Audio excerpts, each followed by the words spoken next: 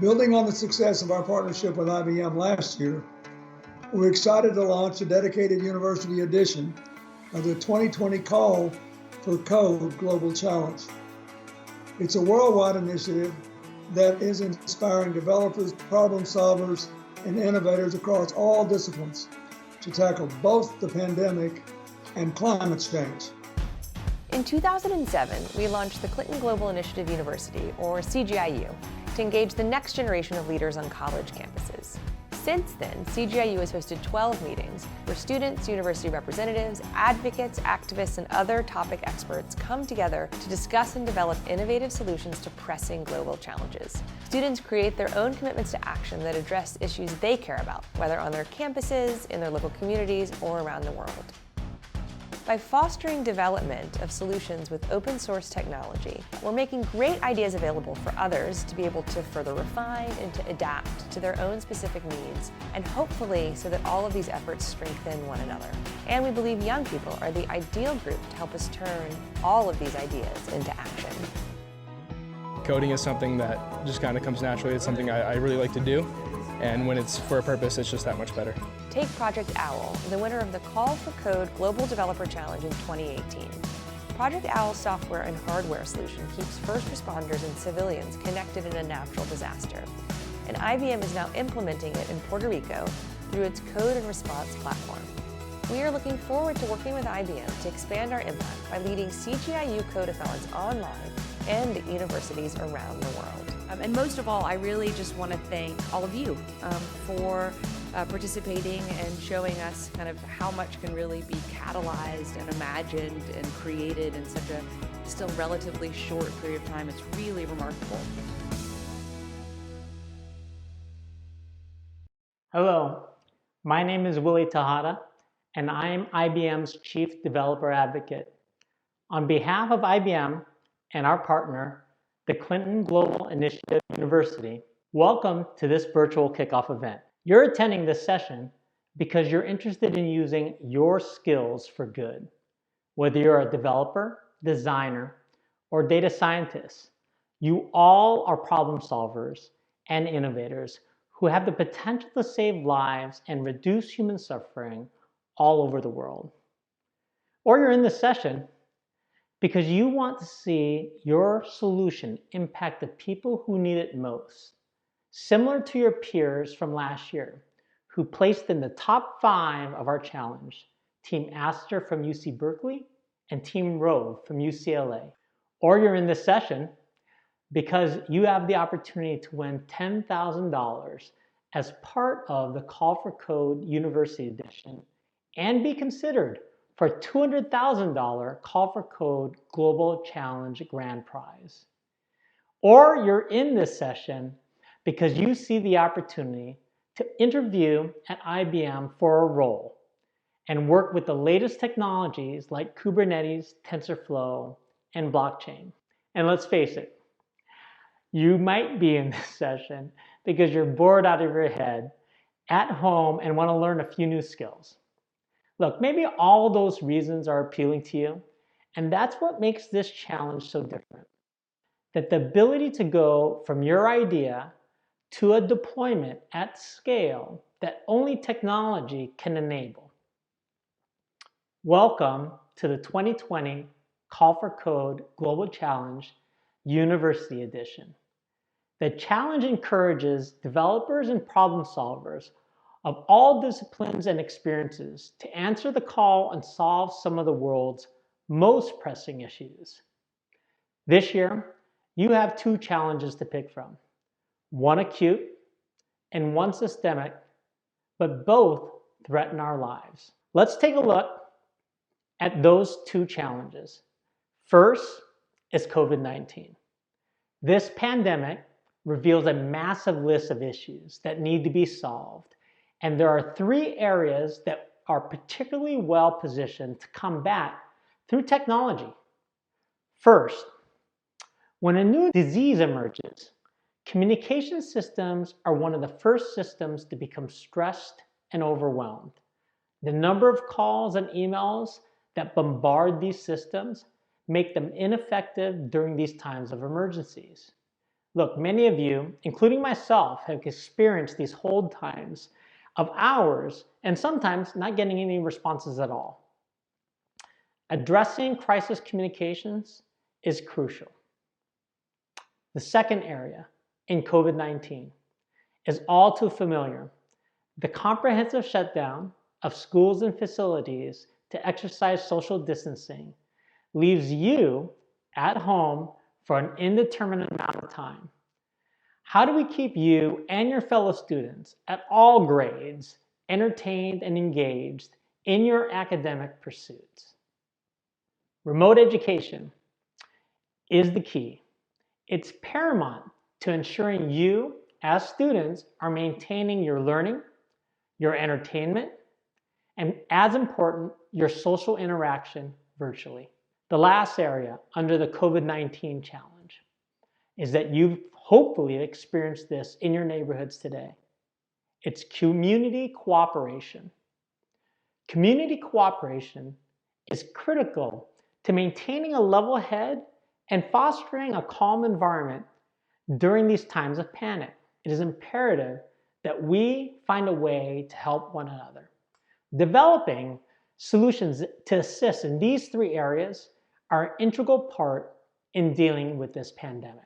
Now, while COVID-19 has taken so many of our lives to date, there's a larger threat, one that 77% of developers and first responders say is the single most pressing issue of their generation. The second challenge category is climate change. To take on something as formidable as climate change, the first action is to address the impacts of highest priority. And we have identified three. The first is water sustainability. Look, while there are many repercussions that we will have or experience due to climate change, water issues are of the highest criticality. Over 2 billion people are living with the risk of reduced access to fresh water. Just think about the simple act of washing our hands and how important that is during COVID-19. Okay, the second area in climate change is energy sustainability. With greenhouse gases infiltrating the air that we breathe today at an alarming rate, we must recognize our energy sources that we use today are the dominant contributor to climate change. 60% of total greenhouse gas emissions are due to our current energy methodologies. And lastly, for climate change is disaster resiliency. Environmental shifts like rising temperatures are fueling natural disasters at an ascending frequency and intensity. All of you have to just look at the news footage prior to the COVID-19 pandemic and see hurricanes, tsunamis, flooding, and wildfires. 1 million people have died because of natural disasters since the turn of the century. Look, how many more flooded cities, forest fires, and state of emergencies can we endure? So, water sustainability, energy sustainability, disaster resiliency are undeniably some of the society's most pressing issues, and along with COVID-19, are cause to act right this second, now. IBM is uniquely positioned to offer you an opportunity to use your skills combined with open source technologies, access to subject matter experts, and a whole ecosystem to tackle these challenges with solutions that you build. To provide you with an example of innovation that you are capable of, I'd like you to listen to Pedro Cruz's story. He is the creator of a solution called DroneAid. Interestingly enough, it was developed to check in on his grandma in the wake of Hurricane Maria. And along his journey, the idea grew to a solution that ultimately won the Call for Code Puerto Rico Hackathon in 2018. Our team quickly recognized his talents, and not long after that, he became an IBM developer advocate based in Puerto Rico. I'd like you all to listen to his story and ask yourselves, why not me? If the reason why you're in this session is you'd like the opportunity to be a developer advocate at IBM. After the video, you'll hear from him directly, his latest developments, and you'll get a chance to win some digital swag. Pedro? Thanks, Willie. Hi, everyone. My name is Pedro Cruz, and I'm a developer advocate at IBM. Since that Call for Code hackathon in 2018 in Puerto Rico, I've joined IBM, and it's been incredible. That hackathon really changed my life completely. I had no idea how to program AI before, never used Watson, never even used the IBM Cloud. And the mentors there were able to help me get started, and I ended up winning the hackathon. So now I'm on a mission to pass the baton. This is really a marathon where we're talking about trying to solve or mitigate climate change and COVID-19. So to show your support, I've created some augmented reality filters, some digital swag that you can use on Snapchat, but also on Zoom, WebEx, Hangouts, and Skype. All right, so now let's download Snap Camera to get started. The first step is to go to snapcamera.snapchat.com. There you can download the software and start using the filters or lenses. You can check out how the software works. I even see other features and other platforms it supports like Twitch. So first step, download the software. Make sure you have all the system requirements. It works both with Mac as well as Windows. Make sure you accept the agreement. And then you can download for your device. In my case, it's Mac. I've already downloaded it, so let's see how it looks like once you open up the software. So next up, let's look for the Call for Code lens. This is what you have to do. Go to Snap Camera, open up the search, and type in Call for Code.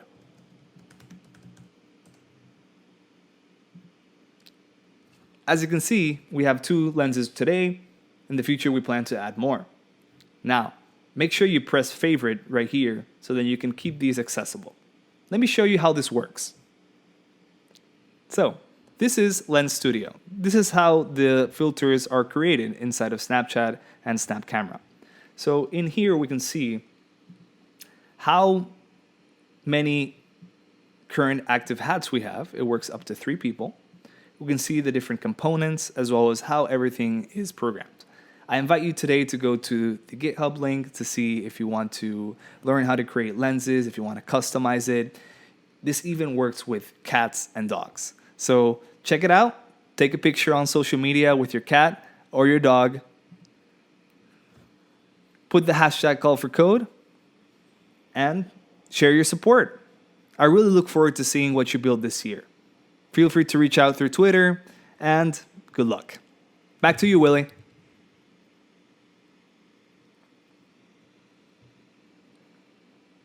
Pedro, thanks for using your skills for good and being part of this global community.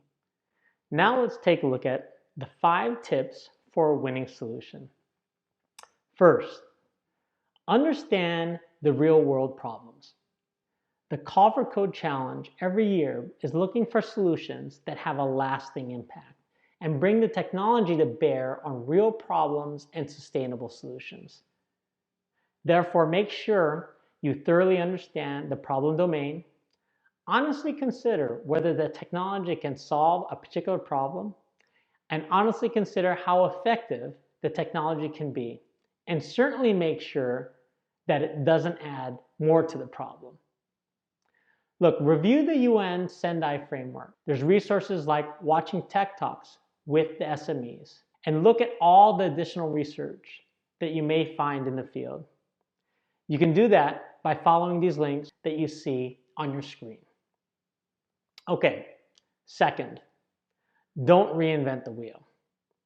As you brainstorm your solution that you plan to build, don't forget to consider the existing tools and data sets and APIs that are already out there and exist. Your solution will have the greatest impact if it addresses a long-standing problem that doesn't have an existing solution today. It will also be more valuable if it builds on or integrates with an existing solution, such as a commercial product with an existing API. It's also important to look at standards and protocols that you can implement or leverage, such as the OASIS Emergency Data Exchange Language, EDXL. Look at those in other formats. Okay, third, document your source code repository. The call for code submission form allows you to provide information about your application in various formats: a 500-word description, a project roadmap, and a demo video. And like most software, the best ways to show how mature your project is and how it can be explored by the judges in a hands-on manner is to create a fantastic README file. Look, Google can help here. Search on README best practices to find a few tutorials. You can also think about embedding your video or other visuals that illustrate the application at its depth. Your fourth tip, invest time to create a powerful video. One of the most powerful ways to tie your entire submission together, and one that will impact all types of judges, the technical judges, the NGO judges, the eminent judges, is a compelling video. Leave the deep dive material and full implementation details in your 500-word solution description, source code repository, and solution roadmap. A recommended format for your 3-minute video, 45 seconds of what exactly are you trying to solve and how exactly have you solved it. A minute and a half on the demo of the submission itself and the full user flow. And then 45 seconds on the results and next steps. Okay, lastly, your fifth tip. Double check the permissions. Look, your team, of course, will want to make sure that everything you submit is free of typos and represents your team's highest quality work. But one of the key issues we've seen when running these competitions is that permission errors can prevent the judges from fully evaluating your code. The simplest solution is to make sure your source code repository and demo video are publicly viewable after the July 31st deadline. And remember, when publishing, the most popular license today is the Apache license version 2.0. If you choose not to make your repository public, then make sure to add @call for code judges as outlined on the screen as an outside collaborator. And if you provide a private video, include the password with your video link. You can add it after the URL in the form field. So there are 4 steps to the submission itself. Step 1, register and become familiar with the scope of the competition, the prizes, the rules, and of course the schedule. Step 2, explore the starter kits and other resources and use the code patterns to help you build quickly. Number 3, learn from the experts and find teammates. Introduce yourself, meet advocates, brainstorm fantastic ideas, find a team, hear about the updates, and be part of the community. Step 4, submit and iterate on your solution. Describe your solution, link to your code and demo, accept the participation agreement. Remember, when you submit, select that you want to be eligible for the University Edition award and confirm that all of your team members meet the eligibility criteria. For more information, visit our FAQ at the link that you'll see on the screen. Once you have made your submissions, judges will evaluate your submissions using 4 equally weighted criteria. Completeness and transferability is the first criteria. How fully has the idea been implemented? Can it achieve an impact in the field? Can it be transferred elsewhere? Second criteria, effectiveness and efficiency. Does the solution address a high priority area? Does it achieve its goal effectively and efficiently? Can it scale? Okay, third, design and usability. How good is the design, user experience, and how easy of the solution is it to use? How quickly can you put it to use? Lastly, creativity and innovation. How unique was the approach to solving a long-standing or previously intractable problem? So that's it. We're in the third year of the challenge, and I'm asking you to join the 210,000 developers who submitted over 8,000 applications from over 165 nations before you, to commit to the cause, push for change, and come answer the call. Join the Call for Code 2020 Global Challenge University Edition. Join the fight, save a life. Okay, to help us kick off our university series of events, I couldn't think of a better suited speaker to join us than Taiwan's digital minister in charge of social innovation, Audrey Tang. She has written a new set of rules of what it means to be a technology expert. Having been self-educated since the age of 14, Audrey is known for revitalizing the computer languages Perl and Haskell. She is an active contributor to GovZero, focusing on creating tools for civil society, and has served on Taiwan's National Development Council's Open Data Committee. And for her dedication in the industry, she has been named one of the 10 greats of Taiwanese computing personalities.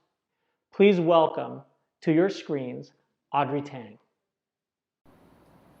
Hello, I'm Audrey Tang, Taiwan's Digital Minister.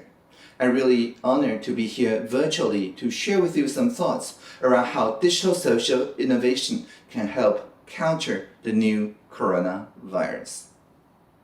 In Taiwan, we define social innovation as anything that originates from the participation of citizens to the benefit of the whole society. Collective intelligence, that is to say, people discovering about new coronavirus outbreaks and posting it publicly to discuss, is one such social innovation. The Taiwan equivalent of Reddit, PTT, is where people post such ideas. And someone with the nickname Normal Repipe last year noticed Dr. Li Wenliang, the whistleblower in PRC's social media posts, and started reposting it around December 31st. Around the same hour, Dr. Li Wenliang is being questioned by his institution and eventually would get disciplined. However, in Taiwan, the opposite happened. The CDC in Taiwan took this post very seriously and treated as if SARS has happened again, something that Taiwan has been always prepared since the SARS epidemic in 2003. And so the very next day, the first day of 2020, we start implementing the inspections of all the flights that originate from Wuhan to Taiwan. And so this shows two things. The first is that the civil society is robust enough and trusts each other enough in order to share news like this, and that the government trusts the information sources enough to begin a serious investigation. Taiwan, according to the Civicus Monitor, is the top place in Asia to enjoy a thoroughly open civil society in terms of the freedom of the press, of assembly, of the speech. We definitely make sure that people can share freely whatever they have discovered in the collective intelligence. And this is partly why we responded so early, and nowadays our schools, our businesses remain open. So this is how we communicate once the Central Epidemic Control Center starts establishing. The CECC, the Command Center, holds a press conference that is live streamed every day. And the CECC answers live questions from all journalists until the journalist is done with the questions and leaving no questions unanswered. And it's all live streamed with plenty of input from PTT and also from other online channels. For example, there was a case back in April 13. The day before, the journalists were asking a question. There was a young boy, because they get a medical mask that is pink. He did not want to go to school because he feared that he will get bullied by his classmates for wearing a pink mask. The very next day, at the press conference, all the CECC staff wore pink medical mask. And this is not only important in the sense of gender equality education. This is also important knowing that when people call the hotline 1922 of the CECC, they know that they can speak freely about not only the new cases or the new ideas or the new innovations that have stumbled upon, but also share their worries, their anxiety, and so on, including a boy feeling anxious about wearing a pink medical mask to the school. And so this is how social innovations become part of a routine input into our press conferences, and also how we stay on top of the rumors. The next part of social innovation that I want to share is a sense of fairness. And the medical mask is one of the very good examples. In Taiwan, everyone can take a national health insurance card and walk to a pharmacy. And now, every 2 weeks, if you're an adult, you can get 9 medical masks. If you're a child, you can get 10 medical masks per 2 weeks. But at the very beginning, there's panic buying like everywhere else. So not only we implemented a NHI real name purchasing rationing policy, we also make sure that everybody can know that which pharmacies nearby them still have the mask in stock, so they don't have to run to 4 or more pharmacies. But we do this is very peculiar. Instead of building a single website or services, we managed to work with this pharmacist so that they all publish their stock levels every 3 minutes as open data. Because we trust the citizens to do well and do good with this open data, there's now more than 130 applications online that provides this kind of mask availability information as maps, as voice assistants, as tables listings for people with blindness, for all sorts of different inclusion needs. And because of this, we also establish what we call a data collaborative, so that pharmacies can also feedback what they want out of the NHI system. And all of this is built upon a single payer system, the national health insurance, that people feel very safe. If they get some of the symptoms, they wear a mask, they go to a clinic, because they know that it will not cost them much or even anything to get treated for coronavirus diseases. And also, it enables policy feedback as well. There's a dashboard built by the civil society that shows the real-time supply, refresh every 3 minutes, of where the adult masks are in shortage, where the children's masks are in shortage, and so on, so that every Monday, when we hold our mask meetings, chaired by our premier, we can adjust our supply strategies very quickly and swiftly based on the actual usage data. It also tells us that there's many people in large municipalities that work well after the pharmacy's opening hours, so they don't get to purchase masks after work because they conclude work around 10 p.m. or later.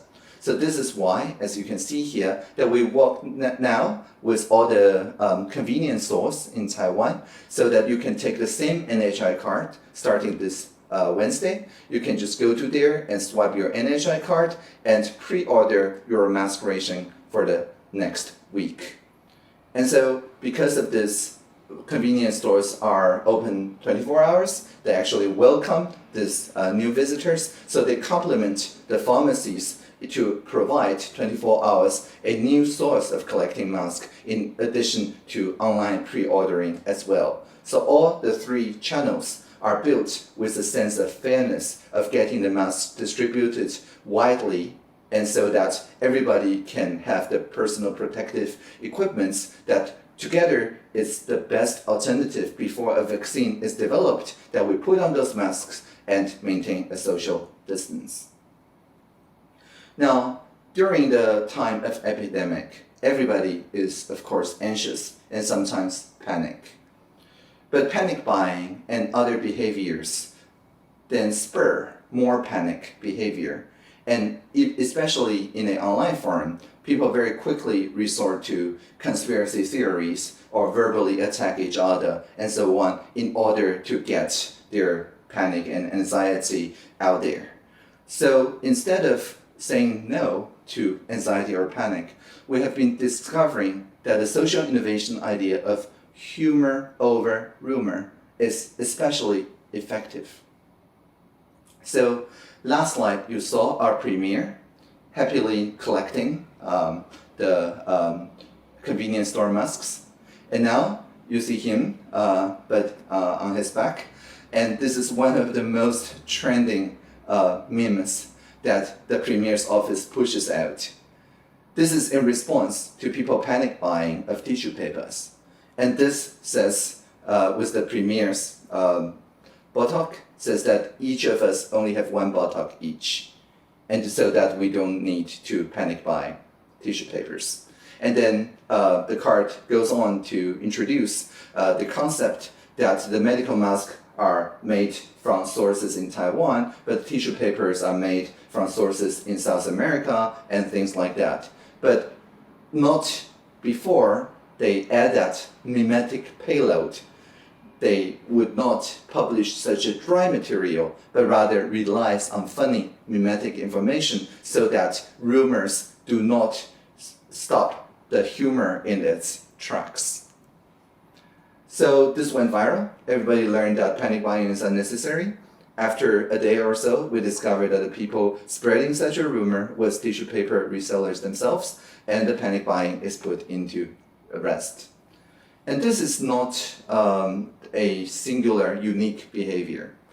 Every single press conferences of the CECC is translated into this kind of cute memes by the spokesdog of the CECC, who talks about social distancing in terms of how many dogs, to talks about how to cover your mouth correctly instead of like this, and remind you to pay for the pre-order of the masks. And again, because these things go literally viral on social media, it makes sure that people feel engaged and remixed such ideas, feeling participatory in sharing essential ideas about sanitation of the hands, about social distancing, and about facial mask use.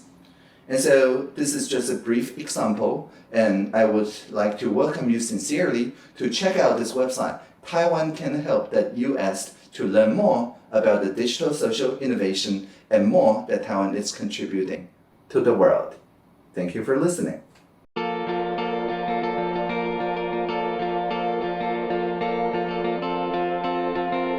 Welcome. My name is John Wallachy, and today we're going to cover the Call for Code 2020 themes and starter kits. So welcome, everyone. I wanted to first introduce myself. My name is John Wallachy. I am an IBM developer advocate. I love to mentor at hackathons and teach workshops. I write tutorials and record webinars. I love to inspire developers and students to build with IBM Cloud and IBM Watson AI services and really make their projects come to life. I have with me today Derek Kay, and I'll let Derek say a few words about himself. Hey, John, thanks very much. Hi, everybody. My name is Derek T.A., and I am the lead developer advocate on Call for Code, Code and Response, and strategic projects. So a lot of what I do is similar to what John does. I enable developers, university students, pretty much anyone that wants to do something with Call for Code. I help bring their projects to life as well. I have a different area of expertise than John. John's really, really good with IoT. I know you know a little bit about it, but a lot of my expertise is in just our cloud services, Watson AI stuff as well. So I'm here with John to kind of talk about how we can get everyone engaged to work on this global challenge for 2020, focused on climate change, as well as focused on the COVID-19 challenge, which we'll talk a little bit about here coming up. Let's talk about that, Derek. So this year, two themes. Usually it's one theme. In the last 2 years, it was natural disasters. But this is the third year of Call for Code. It's a $30 million 5-year Tech for Good global hackathon. And this year, our original plan was to run a whole theme around climate change. Really important topic that many of us are passionate about slowing and reversing. But in the last several months, the COVID-19 pandemic has really caused the world to pause. And so we have added a second track, a second challenge to Call for Code this year around the pandemic. And so these two themes are equal, and we're actually running in parallel the two different timelines. So Derek, do you want to talk about the timelines? Yeah, so there's, if you can see on the screen here that John's sharing, so we do have the climate change challenge that was the main track that we had for Call for Code 2020. That will run all the way until July 31st. But we added the COVID-19 track on March 20th. And so you'll see in the purplish timeline below that, it runs parallel to the regular Call for Code, the Call for Code challenge on climate change. The difference is here, we're looking for early submissions for the COVID-19 challenge by April 27th.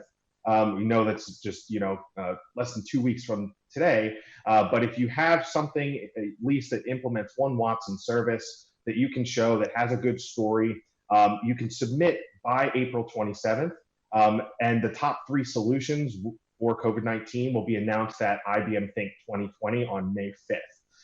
If you don't have stuff ready by then, or you need more time, that's totally fine. You can still submit up until the final deadline of July 31st. So just to be very clear, April 27th are the early submissions for COVID-19 solutions. The top 3 will be featured at IBM Think 2020 on May 5th. But if you do not meet that deadline and you don't have the time to do it, and you need some more time to submit, July 31st is still totally fine for final submission deadlines. That's for both tracks, climate change and the COVID-19 track as well. And so Derek, what's the award at the end here? Some big money, right? Yeah, big money. So on the overall Call for Code Global Challenge, the overall winner is looking at $200,000 from us, as well as long-term support from the Linux Foundation, implementation through our Code and Response program, which is a big differentiator for what we believe for us, because it's kind of like a startup incubator, right? So we don't want to just say, hey, here's the money, great, see ya, right? We want to take your idea because you won, right? We want to take your idea and we want to actually implement it with IBM resources. We get some of the best people from the IBM Service Corps from around the world to come and help implement your project. And this is something that I got to do for the last 2 years with Project Owl, our 2018 winner, and Prometeo, our 2019 winner.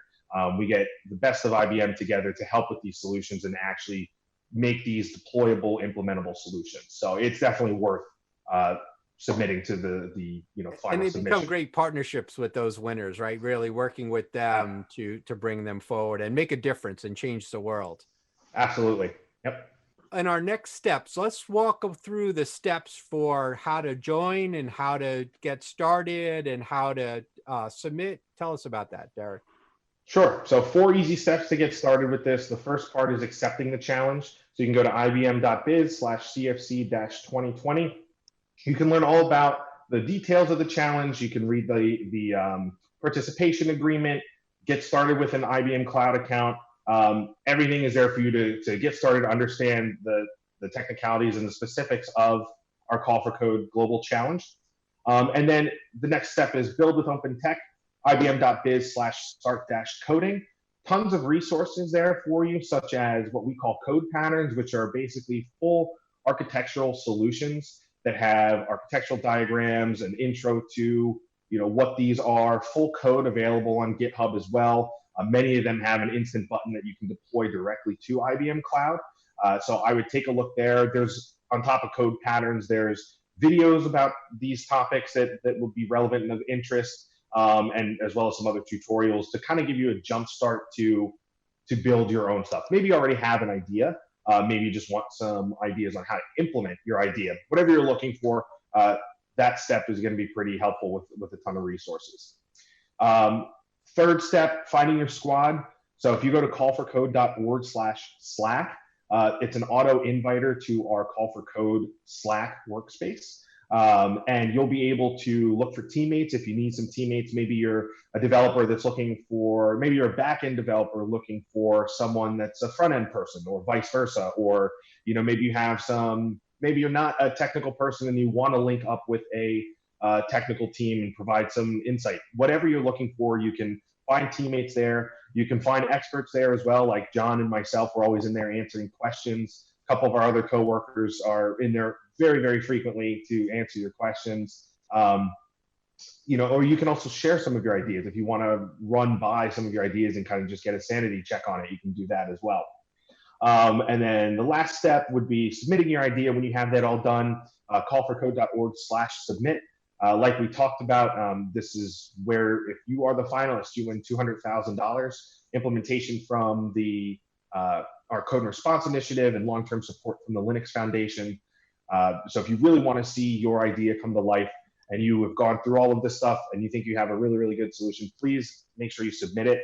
Make sure you submit it with all the relevant information we need. Make sure you have a GitHub that's available that we can see all this code. Everything will be talked about on callforcode.org/submit. But pretty easy steps, everything from getting you started to finding all the resources and help you need to submitting your idea. 4 pretty simple steps, all with the links right here. And then another thing I wanted to talk about was the academic initiative here. So ibm.com/academic. For those of you with an academic email address, remember that after the hackathon, that there's a wealth of IBM assets and offerings to take advantage of. So these can all be found on the IBM Academic Initiative page. It's a self-service program that provides students and faculty at accredited academic institutions with access to select IBM resources at no charge for classroom and non-commercial research purposes. Just go to ibm.com/academic and register there. Then you can use IBM tools for your student projects, lab work, research, or for just finding out more on emerging technologies from AI to data science, all the way through to quantum. So please go and take a look. It's there and it's available for you. Great set of resources. Absolutely. I thought next we would talk about starter kits because that's a great way to come up to speed really quickly. Maybe you've got an idea, you've got a team, you want to run with it really fast. Remember the April 27th deadline or the July 31st deadline. Don't stop, keep going. Others are eager to join because they see how important these 2 challenges are, but need some help on what types of ideas might be successful. And so what we did, we assembled a set of experts. We came together, we thought through what a starter kit in these particular themes might be. And then we described what a problem statement. We talked with experts in the field. We brought them to several events, lots of interviews, and then we started to build a solution using a set of technologies.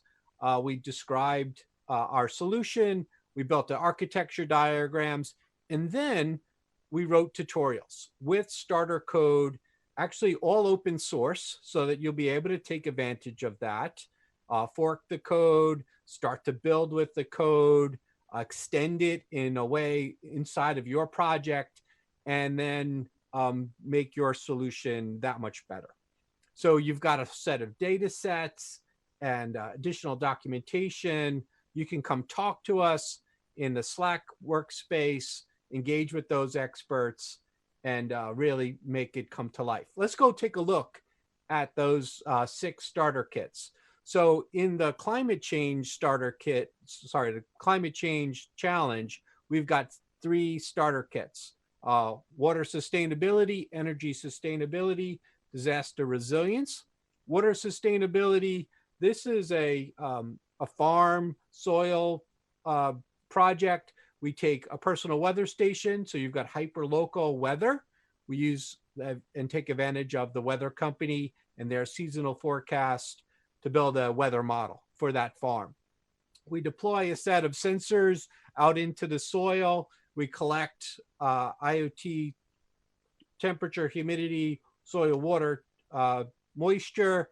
We send that data to Watson IoT platform. We bring all of that together and we can really showcase a crop forecast model.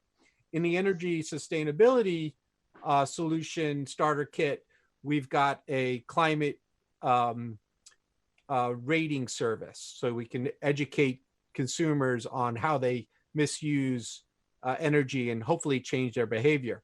And then the last starter kit around disaster resilience, we built a mobile app with a chat bot, a database to really help a victim maybe that's affected by a flood. And so great set of starter kits. We're going to dive a little bit deeper in a couple of minutes. We'll take you out to those web pages and we'll go take a look at those solutions. We're very clever. Let's talk about the COVID-19 challenge. And in the COVID-19 challenge, we have 3 starter kits. We're all home, right? Sheltering in place. My 2 daughters back from college, they would much prefer to be on campus, but we're going to work through it and hopefully social distance. I know many of you would prefer to be on campus as well, but use your time to join us in Call for Code and maybe build a solution for the pandemic. We've got 3 starter kits. So crisis communications, we've got our remote education starter kit and a community cooperation starter kit. Crisis communications clearly want to disseminate trusted information to users, right? So build a chatbot. We'll show you how to do that. Remote education, we want to improve the remote educator, and that remote educator wants to very often use a whole set of online resources, and Derek will teach us about his starter kit and his team. And last, we have our community cooperation starter kit, which is a supply chain. Who's got masks? Who has medical supplies? Who's got supplies in your neighborhood? And so a combination of an app and a chat bot and a database and a back end. So a very clever starter kit there. One level deeper, right? So how did we build the crisis communications starter kit? And so we took a set of Watson technologies. So IBM Watson Assistant, Watson speech to text and text to speech. We built a chatbot and then we integrated it with voice, with Slack, on the web, and we show you how to do that as a set of tutorials. In the remote education scenario, we built a set of microservices for education.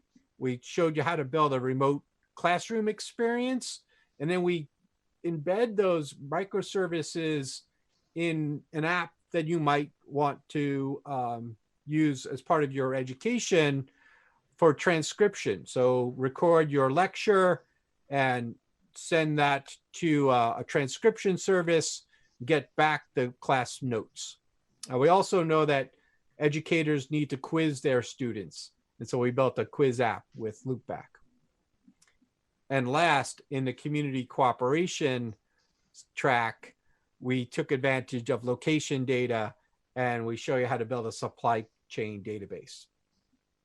We encourage everyone to join the fight and really help us slow the pandemic. Let's go take a look at some of the code because I think that's what everyone is interested in.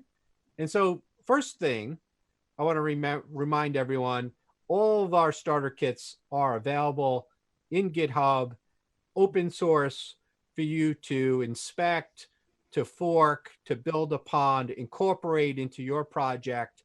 And so jump up to github.com/call-for-code and drill down and take our code.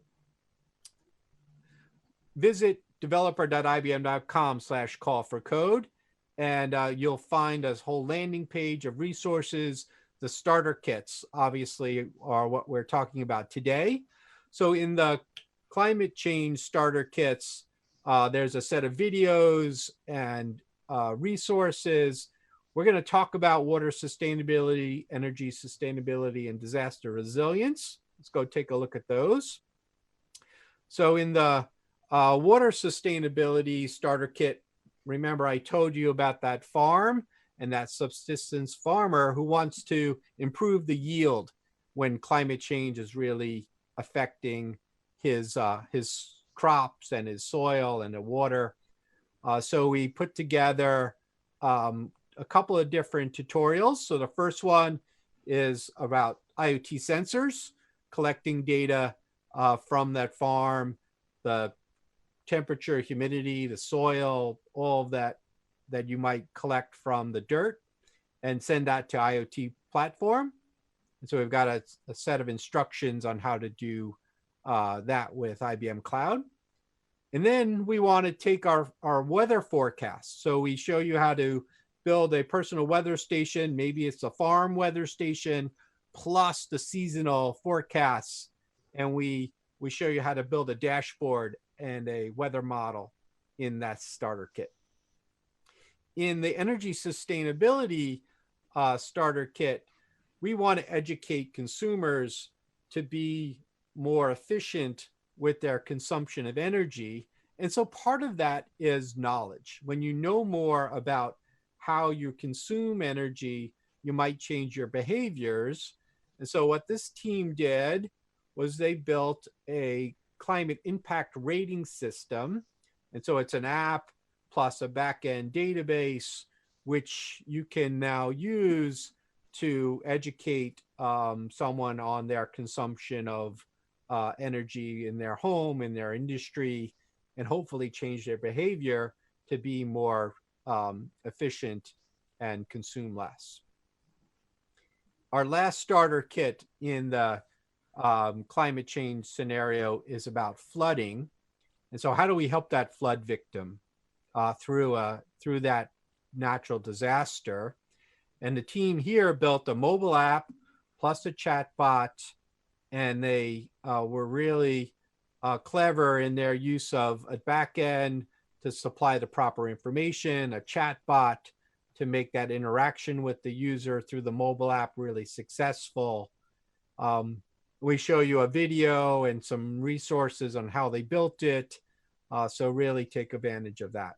The architecture is pretty straightforward. Oh, one interesting thing about this particular solution, in a flood, you really need to know where you are to get the best help. And so they pulled in an open API from here around mapping. So quite interesting. Let's jump over to the COVID-19 challenge and the starter kits we have. So visit developer.ibm.com/call-for-code, get started COVID-19.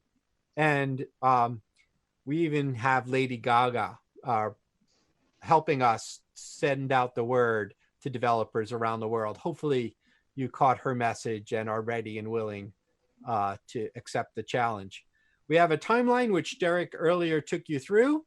And then, of course, we talk about our starter kits, which we're going to go take a look at now. So the starter kits, let's jump up to the first one. So the first one is a crisis communications starter kit. And we wanted to build a chat bot that can answer questions about COVID-19. And so we want to disseminate trusted information, lessen the fake news, and also provide relevant and useful information back to the user. Now, when you build a chatbot, you've got a lot of choices.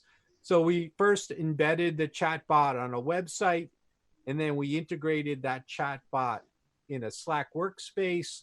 And then last, we voice enabled the chatbot using Node-RED so you can talk to it. And of course, we do have architecture diagrams. Let's go drill down into one of them. Here we've got a user. He's going to interact, or she's going to interact on a web page, and maybe in the lower right corner, you've got a little chat icon. Click on it, and you start to have a conversation with our chat, and you can ask it with natural language a question. What is COVID-19? How can I get help? I'm feeling sick. Can I get it from my dog? How many people are infected? Those questions are sourced from the CDC FAQs. So we use a trusted data source to really populate our Q&A. And then we know that users want to interact with a chatbot and ask, what are the most recent news about COVID-19 in my neighborhood, in my community? And so we call out to Watson Discovery, which is a news aggregation service. And so it can return articles back to the chatbot and serve to the user. a set of answers. And then last, you might want to know some statistics about infections and death rates and recovery, how many people have been tested. And so we call out using a webhook and IBM Cloud Functions, which is an OpenWhisk implementation, out to an external API, which you can query, get the data, and pass it back to the user. So a good use of Watson Assistant.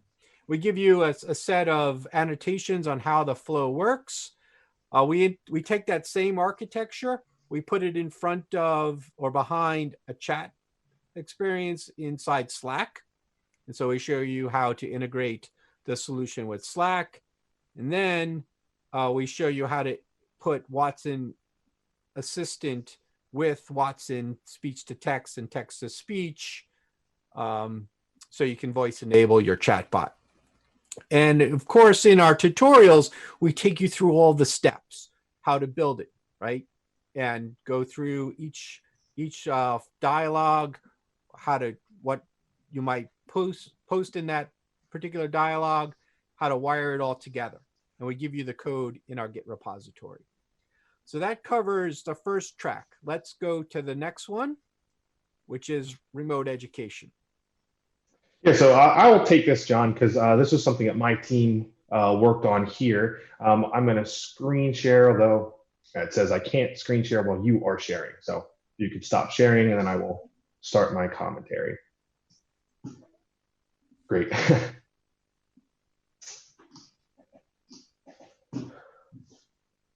So John, let me hop in here, and I think I can take this because this was something that my team worked on specifically. So we looked at how we could take remote education and make something great out of it.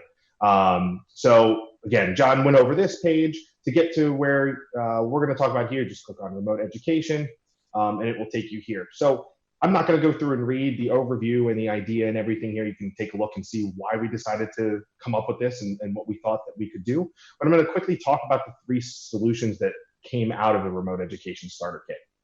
The first one was a quiz app. So this was developed by Spencer Crum. It was his idea, really great idea.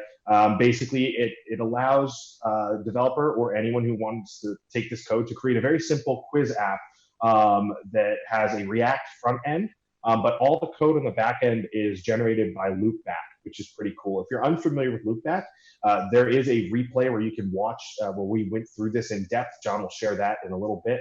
The link to that where you can go and see this. But it's pretty incredible because Loopback allows you to take, it's a command line tool, and you just go through and you tell it you want to generate a model, and it mocks out all the APIs for you for all the operations on generating a quiz, generating the questions, updating, deleting, all the CRUD operations on that. It just generates it literally within about a minute. You have everything you need to do. It sets up a Swagger instance where you can go through and actually test out your API, and then you can link something like that pretty easily to a front end, which in this case was React. Again, we have the tutorial for that. A little bit further down the page, it'll bring you to the tutorial. You're able to go through and see it. This is kind of what the app looks like. Again, very simple. It's meant to just be easy to create. You can put any front end on it that you want. But all the steps are here. The GitHub repo is listed here for you as well. So everything in here is ready to go. Tells you start to finish how to get all this done. So definitely a great solution. We also have another solution created by Pedro Cruz and Daniel Cunnington that was a speech-to-text transcriber for videos. So basically, you might already have teachers that have videos on things that they need to, have their students watch, but not everyone learns best from videos. Or maybe they want just the option to have that video transcribed into plain text so people can read it. So this service allows you to do that. You take a video. We, in the demo, use the Lady Gaga video that she talked about Call for Code and joining the challenge, and we process that through. But it could be anything. So you can upload anything. You'll get back a transcript of that. And optionally, you can also send it to Watson Translation. So if you have students that maybe learn better in another language, maybe you don't know that language, or maybe you just want to make something easily available for them, you can upload your video, have it transcribed, have it translated. Again, here's the architectural diagram for it. You have the tutorial as well. And as always, again, diagrams, instructions, GitHub code available for you. Please feel free to go through and change things if there's anything you want to update. Pedro has been keeping this up to date. Daniel's been keeping it up to date. And we've taken in some pull requests from people to update things. So please, we're not perfect. We're trying to build some great set of tools for you guys. And if we can enhance them and make them better, all the best, right? And then lastly, in the remote education piece, we have an ability to set up a skills network platform. So what that was kind of something I worked on. I wanted to find something that we could not only do for developers like we did with the other two solutions, but also create something that developers could use, but also teachers could use or schools could use, something maybe a little less techy, but that still provided a really good online learning management system. So we are offering our Skills Network platform free until November of 2022. So you have 2.5 years to implement and use this platform. And it's very easy if you want to learn about it. This interactive demo link here will take you to this learning platform. And it's pretty advanced what it can do. It's not only just for courses and things. You can click here. There's a whole repository of courses that you can add. You can create your own custom content, which we have all kinds of documentation to show you how to do that. But this also integrates directly with Watson Assistant, like John was talking about earlier. This is a chatbot here that is all powered by Watson Assistant. So you're able to create something that has answers to questions, resources, links, things of that nature, and that natively integrates here with the platform, which is pretty cool. You're able to create blog posts for things. You're able to create events. You're able to do competitions directly from this platform here as well. It's pretty advanced, and again, it's very easy to do. You're just gonna fill out this form here that goes to us. Fill this out as completely and as accurately as you can. Goes to us here at IBM, and we will provision this for you and get you set up with an instance of the Skills Network platform.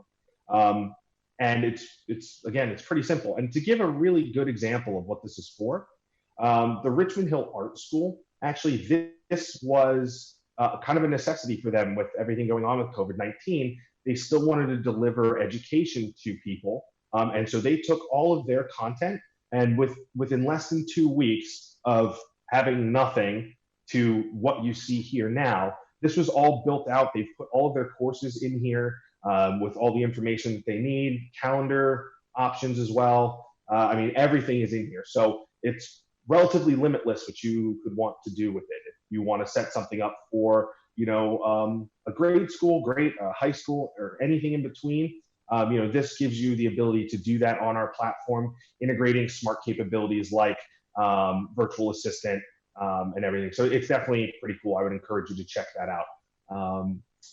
And that's pretty much it on the remote education starter kit. On this page, just like with all the other starter kits, we kind of talk about what technologies we use to create this and give you some more things for learning as well if you're more interested in Kubernetes or Docker, which is how the video transcriber service works. You can learn about that. If you want to play around with speech to text or language translation, you can do that as well. These are our official demos for these things. So we've given you a lot of resources to be able to play with these things and kind of come up with things on your own. John, I'll turn it back over to you to talk about the last COVID-19 starter kit.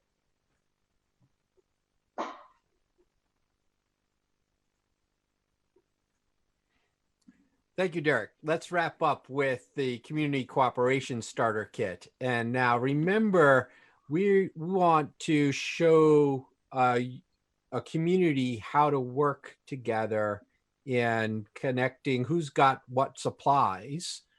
So tracking medical supplies or goods in your neighborhood, who needs a particular thing. Well, we built a supply chain app using a location service plus a mobile app. So we give you some mobile code, and the mobile code talks with, let's go drill into this and take a look at it. The user interacts with a mobile app, and it's running React Native.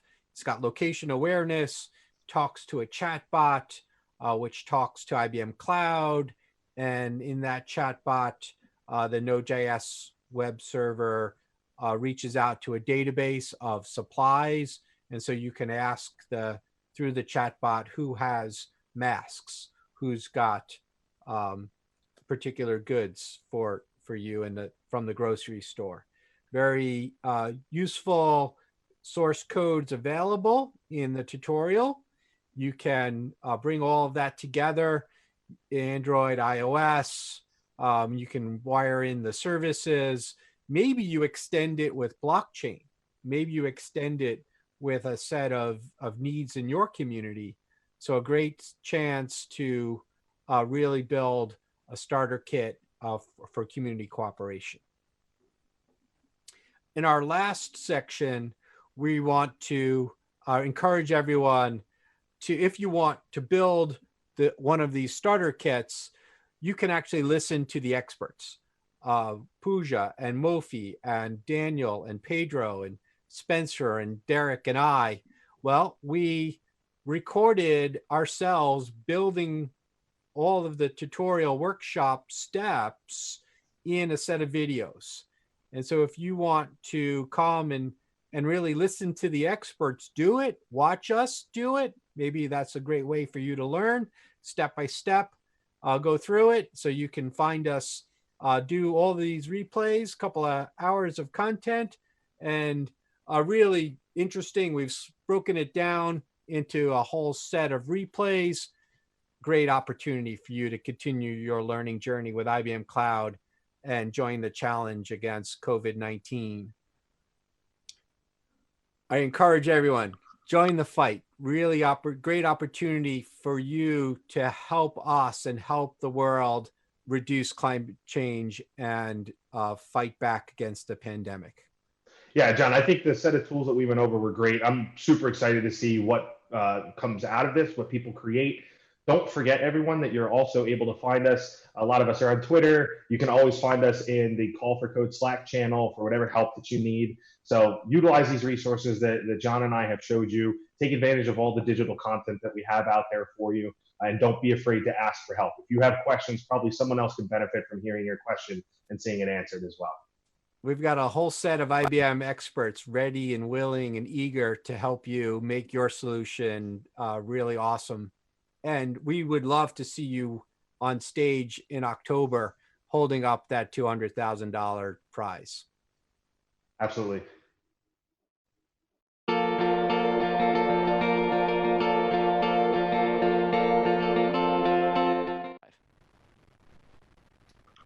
Good morning, good afternoon, good evening, everyone. Jessica and I are super excited to talk to you today about design thinking for the 2020 Call for Code University Edition. There's no doubt that these are pretty challenging times that we live in. And we've got some tactics and some methods that we know from personal experience can really make a difference to create solutions that really deliver outcomes that make a difference in the world. Jessica and I apply this thinking not only to our day jobs at IBM, but also to a range of challenges, be it the spread of infectious disease, education challenges, or disaster response. But before we get into design thinking, let's do some quick introductions. So as I mentioned, my name is Chris Hammond. I'm a design principal at IBM. I'm really passionate about healthcare. In that upper right-hand corner, you can see a picture of me doing a usability test for a medical device. In the lower left-hand picture there, that's me with a number of members of the Taiwan Center for Disease Control. I had the opportunity to do some not-for-profit work with them around the response to infectious disease. I have a family. They're not pictured here, but I do have Thor, our lab next there in the bottom right-hand corner. Jessica? Yes, hi Chris. So my name is Jessica Tremblay. I am a designer also at IBM. I help manage the 100+ enterprise design thinking global chapters around the world. And so some of my favorite things to do, I love baking and getting really good practice at it right now, especially with being home. I am a crazy cat lady. Those are my two old lady meows up there in the upper right hand corner. That's what I wake up to every morning, them wanting to be fed. And then bottom there, I've got my group of awesome ladies that I work with. One of my passions here in Austin, Texas, and especially with our booming tech scene, is I want to make sure that women are they are shown that they can have a really awesome career in tech. So yeah, with that, Chris. Cool. Thanks, Jessica. So some of the things that we're going to cover today, Jessica will walk us through an introduction to design thinking. Thanks to all those that filled out our survey. We definitely seem to have a mix of people. Some people have used it before, some people know about it, some people have heard of it, and that's about it. So after you've listened to Jessica, you have a much better idea of why it's important, especially for something like for the call for code. We've also recognized that these are challenging times. We may not necessarily be co-located with our team for the call for code. So we're going to share with you one of our favorite tools. It's called Mural. It's a tool for virtual collaboration. And thanks to the folks at Mural who've made that available to everyone on the university side that participates in the challenge. And then we've got two methods that we think are really important for really framing up the project and making sure that we're solving the right problem, and that's called assumptions and questions and need statements. And while it's not a method per se, you'll see as over the course of this presentation, there's definitely, if we're design thinking, we're engaging with users, and we always question everything. And so if we, as developers, as designers, as social scientists, as marketing, as whatever our expertise may be, if we can ask a better question, that'll just help us make sure that we're solving the right problem. And if we've got any time left over too, please definitely hop over into the Slack, and we'll do a little bit of Q&A through the Slack channel. So speaking of Slack channel, so a couple, actually that's more than a couple, there's 4 here things that we're going to be diving into today. So if you're not already in the Call for Code Slack, definitely pull that up on the side.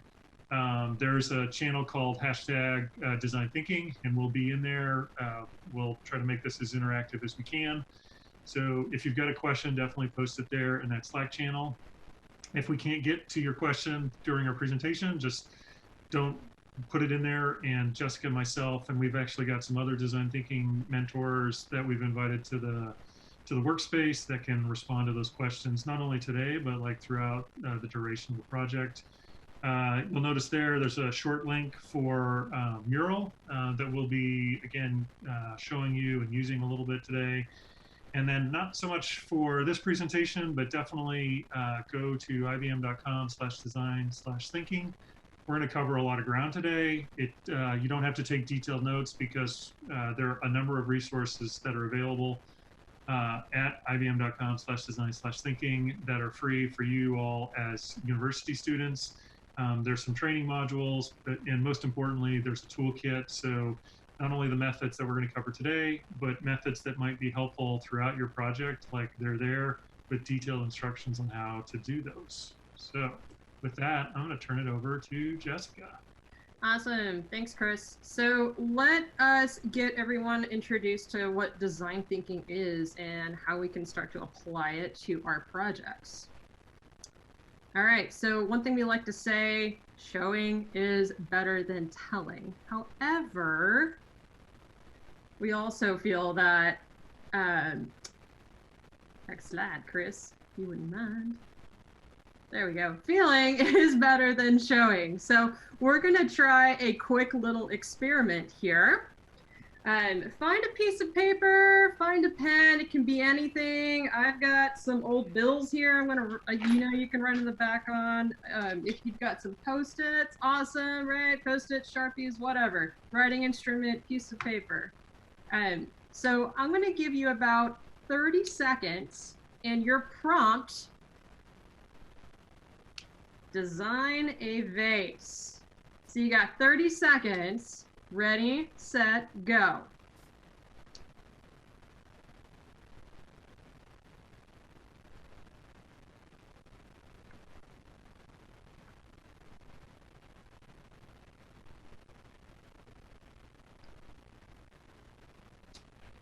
All right, 5 more seconds, everyone. Fastest 30 seconds in my life.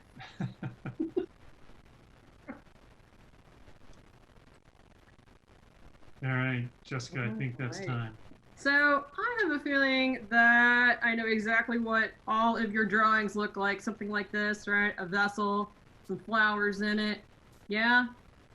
So I gave you the wrong assignment and you failed. That's okay. So go ahead and take that piece of paper, whatever, post it, crumple it up, throw it across the room. Awesome. So we're going to try this again. The prompt I'm going to give you this time: design a better way for people to enjoy flowers in their home. All right, you got 15 seconds this time. We're going to give it a little shorter. So ready, set, go.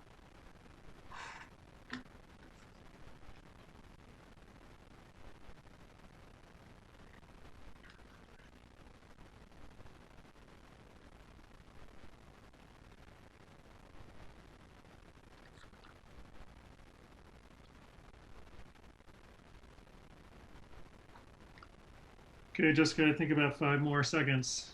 Awesome.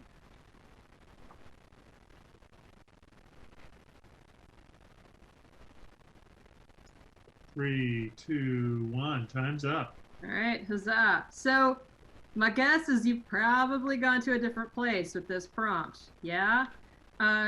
Chris, you came up with this idea on the left-hand side. Do you want to chat about it?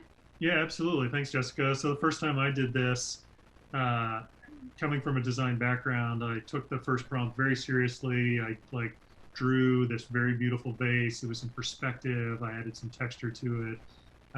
But then when the prompt was reframed around a better way for people to enjoy flowers, I went to a very different place. So thinking about mine's here on the left, it's what if that instead of flowers in the home, right? Because the prompt is all about enjoying flowers in my home. But what if I lived in a glass house or a house full of windows, and that house happens to be in a field full of wildflowers? So that's a way I can enjoy flowers in a very different way, in a much more experiential way than just creating another vase. Jessica, tell us about your idea.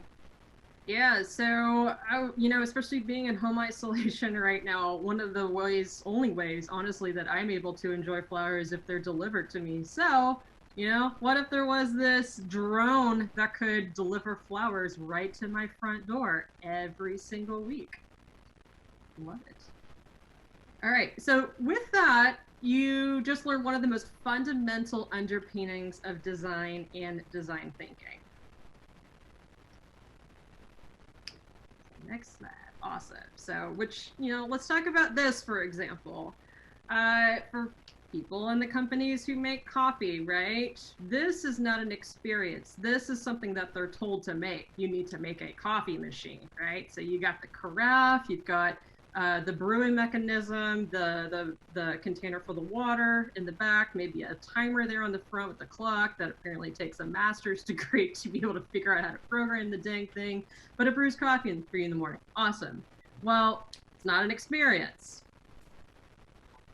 Right, this is the experience. This is what people look forward to in the morning, when you're before home isolation, when you're walking outside the front door on your way to the coffee shop, you're standing in line, you get that cup of coffee, you walk outside, it's a cold day, you got the warm cup in your hand, you're smelling it, it smells amazing, the wind's blowing through your hair. I could go on and on all day. But this is what we mean about feelings and emotions, and that's all of that, that's part of the experience. So in order to deliver experiences like this, experience that your constituents, the world, and your users, what they love, right? It means putting an end to this way of doing things and starting to look at everything.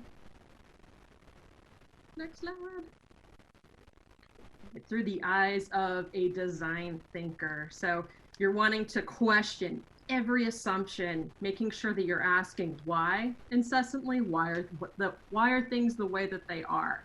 And then trying and testing something really quickly without the fear of failure, and making sure that your users and the people that we're all serving, making sure that they are our North Star. All right, so what did we just learn? We just learned 3 things in a few minutes that you can carry with you throughout the project. So we learned when we're putting people first and focus on what the actual human problems are rather than the technical solutions to design a vase. we get a wider range of ideas and a wider range of outcomes. It's incredibly important. And we also learned that when we explore options with lots of different people and lots of different backgrounds with lots of different shared experiences, that's when we start to have a wider set of outcomes. If we had, all people in the room who did the same thing, came from the same place, you probably wouldn't get a wide variety of outcomes. So diversity on teams is very important. And we learned that making mistakes, hey, it's okay. And in fact, when you do so early and often, it actually saves time and money. And we learned pretty early and admitted, yeah, you know what? We're solving the wrong problem here, designing a vase. Let's start over and let's try something else. And let's admit that if we just made a mistake and, do it cheaply, do it fast, do it quickly. All right, so let's talk about enterprise design thinking, which is IBM's approach to us practicing design thinking. This is what helps keep our teams aligned, and it helps keep us focused on users. And it also gives us license to be able to try different things. And there are a few big pieces to this approach that help us scale the practice throughout an enterprise that is as large as IBM. So we have around, I would say, 370,000 employees, which, fun fact, I just learned is about the population of some really major cities or even some countries, right? So a lot of people scale across the globe. How do we keep them aligned? So our principles, this is the underpin to everything we do. So we're making sure to put users at the center of our work. We're doing restless reinvention. We're constantly iterating, and we're embracing diversity. The keys. This is the set of rituals and management practices. This is what helps us keep aligned. But what I mostly want to talk about right now is this thing that we call the loop. It's a behavior model that helps teams and provokes them into constant motion, constant reiteration. All right, so our methods of production and delivery today, they're not linear, right? They're continuous, they're looping, they're reiterating. So our methods of problem solving, this needs to be able to reflect that. And the thing about continuous improvement is that you're never going to be done. There will always be a better solution just around the corner. In this loop, this is what keeps us moving forward. So as individuals, as teams, we observe, we reflect, and we make. And as a team, you're going to take many trips around the loop, learning and improving as you go. So as you need, so that when the time comes, you can then commit to the idea that you and your team believe is best. And every time you're committing, you're discovering new questions and new details that you'll need to work out. And you'll learn new things about your team and your users. So observing, reflecting, and making, what does that actually mean in practice? Let's break this down. So observing. Observing is about really immersing yourself in your user's world. So making sure you're discovering what's out there, uncovering your users' needs, learning their landscape, and testing your ideas. And so this can be done many different ways. You can do this through informal interviews, or you can do deeper dives like contextual inquiries. And this is about discovering what your user's world, what it's like.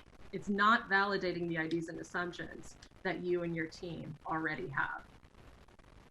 And so let's talk about now reflecting. Reflecting is about coming together as a team and converging on a point of view.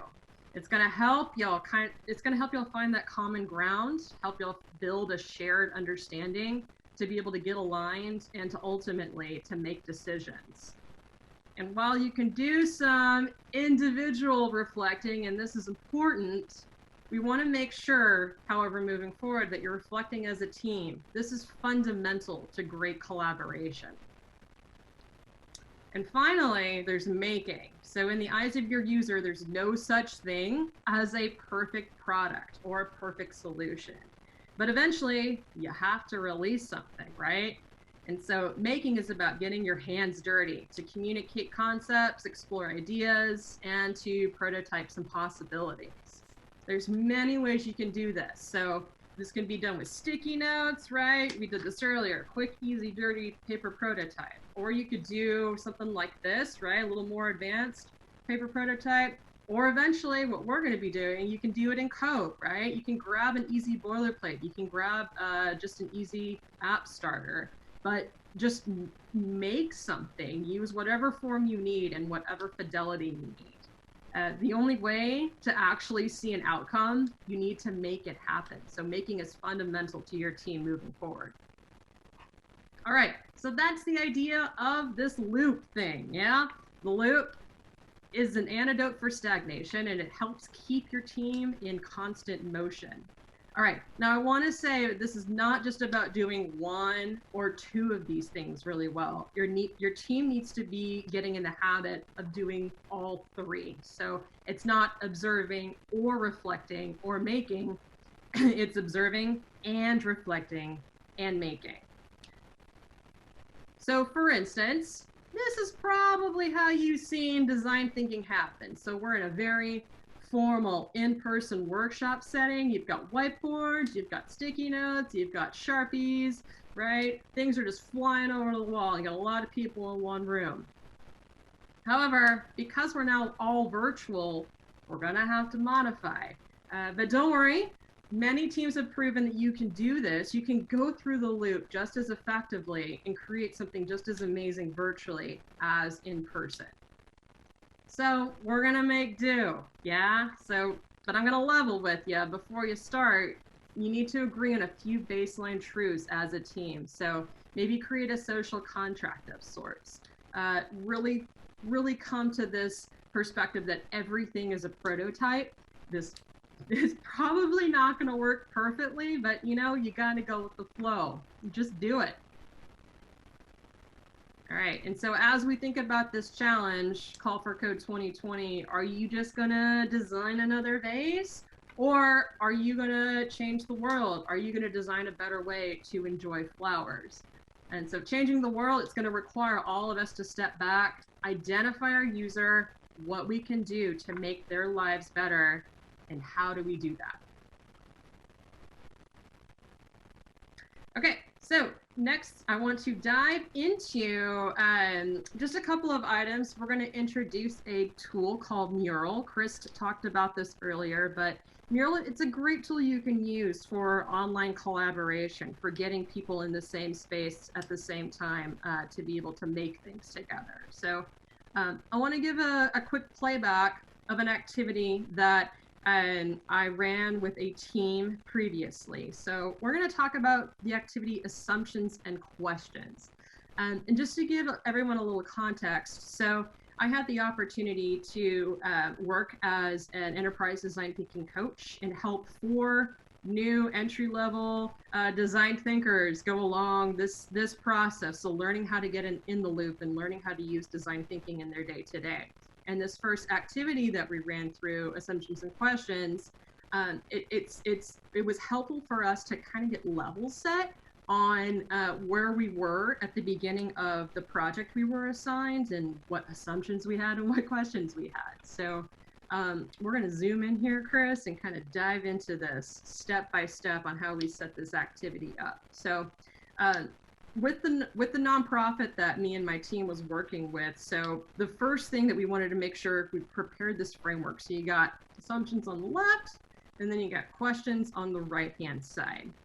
So after we got that framework prepared out in the Mural, scoot on over to the right there, awesome.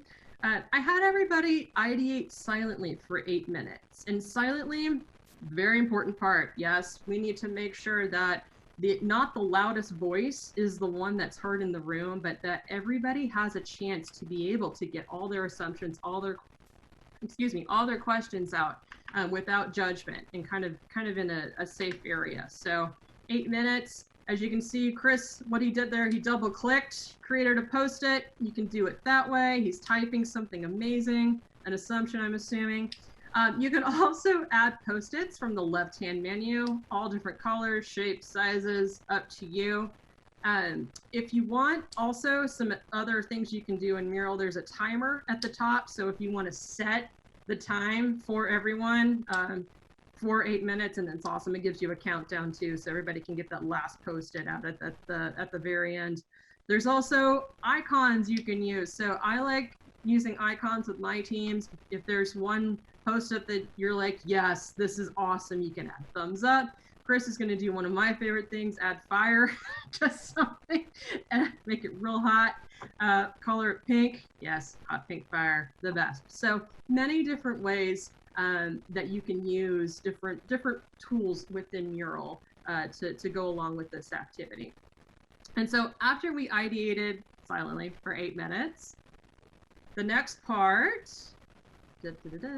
so I had everybody group and then circle and label the groups. So what you're trying to do here, you're trying to find common themes with all the assumptions and all the questions. And that assumptions questions line, it kind of breaks down, right? You're going to put assumptions with questions.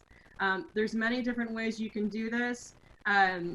Chris is showing you how you can add a circle or attempt to add a circle. There you go, Chris. Around a set of Post-its. If you're seeing that when you're grouping such large groups, and like one group is just gigantic, it's taking over the whole thing, see if you can break it down into smaller themes, into smaller chunks. And the reason you're doing this is to find those common themes, and also while you're going along this activity, if there are questions that your team can already answer, awesome, get those out of the way. Chris is also showing how you can add a title, you can add some fancy arrows to things. Love it, awesome. So get, like we said before, everything's a prototype. You just got to get in there, you got to play with it, you got to test it out, right? Fail early, fail fast in Mural. It takes a little bit of getting used to for those who have never used it before, but it's super simple, and it can just be such a super powerful tool once you've learned how to kind of get in there and work with it. All right. So after we did this assumptions and questions activity, what this helped us prepare, we had an on-site with the nonprofit the next day, and so it helped us get a collective grouping of questions and assumptions that we needed to either ask them or we needed to validate. And it just helped us really prepare for this meeting and to just really drive home some and get some really great user research out of that on site. All right, Chris. Thanks, Jessica. I had a very similar experience. So different nonprofits. I mentioned the work that I had the opportunity to do with the Taiwan CDC, but this was a picture of our first meeting with them. So the IBM team with the Taiwan CDC. And before we went to that meeting, we sat down and as a team, we identified like what questions do we have about the project, what assumptions are we making about the project, what kind of inputs will we have, what kind of access will we have to different users and different data sets. And it was a really good way for us to align on the questions that we needed to answer so that we could be successful. We knew going into the project that there would be some movement on the prompt, and we wanted to make sure we weren't just delivering a vase to the Taiwan CDC, but they were designing a better way for them to enjoy flowers. So we went through the very same thing. And after we went through and identified kind of who the users were with this particular case around dengue fever and infectious disease more broadly, like together as a team, we wrote some need statements. So what is a need statement and why is it important? So as I go through this, think about like the prompt, right? Are we designing a vase or are we designing a better way to enjoy flowers in the home? And so that's a need statement really helps us make sure that we're solving the right problem. So a need statement, it frames your user's actual needs, desires, and goals. And while you don't always have to use this Mad Lib, that's certainly an easy way to do it. So you'll notice, right, blank, a user needs a way to blank, do something that addresses their need so that blank, the user benefits directly. And that last one is the tricky one, like that, because that's about the outcome. And if we start to understand those outcomes and they're framed through the lens of our user, Like that's when we really start to deliver innovation, not only to our constituents, but to the world at large. So a couple of pro tips around what makes a good statement. So focusing on the user's real pain points, right? Like let's not focus on specific features. And our need statements can be like high altitude, like being really general, or they can be super specific. It really depends on the scope of our project, how much time we have, and how big our team is. And so as you use these more often, you'll start to have a good sense of like what is the right level of granularity for your need statements. So let's look at a bad example. So if we take Liz, our epidemiologist, right, she needs a way to see a dashboard with all her latest data on it so that she has her data all in one place. So if we've got any data scientists on the call, like there's no doubt, like collecting the data, preparing it, like that's painful. So perhaps this is providing some value, but it's missing the real deep why. Like why does she need to see all her data in one place? So if we shuffle those things around a little bit, right? It's like Liz, the epidemiologist, needs a better way to manage the incidences of the virus so that she can reduce the spread, right? Like so start with the end in mind. What is the big outcome? And when we start to frame it that way, like just the variety of ideas that we as a team will come up with will just be so much richer. So let's think about that in the context of the 2020 call for code. Right, so there's two prompts, COVID-19, climate change. We can start to unpack those a little bit, right? Like within COVID-19, we've got crisis communication, remote education, community cooperation. Within climate change, sustainability of energy or water, or disaster resiliency. But it's good to just kind of narrow that scope because that will help us reduce the number of users that we're investigating. So if we take like COVID-19 and we think about like this need to have a dashboard or to keep track of the latest data, like and lots of different ways that we could do that, right? Making it easier to track interventions, to track campaign effectiveness, understand people's sentiment, like assisting people with testing decisions. Like there's so many different things it could be like as a concept. But like, let's think about like, okay, so now that we've got our concept, how do we reframe it as a need statement that's really focused on a person and a need that person has, as well as the outcome that that person expects to have through that particular solution. So, so this is really our framework, right? So we start with our kind of general direction of like what we're thinking about. Here's the Mad Lib again, right? This person, the user, needs a way to, so that, like, what's the why? What's the why behind, or what's the outcome behind the thing that they're going to be able to do? So just like what Jessica showed you all, like, I'm going to do the same thing. As a team, we're going to ideate around, like, who are all the different users? So if I think about, like, remote education, like, we may have a teacher, we probably have parents, we have the students themselves, we have administrators, we have public, like government, like they care about the nature of our education. So take some time, think about like who are all the different users that would be affected by our particular solution.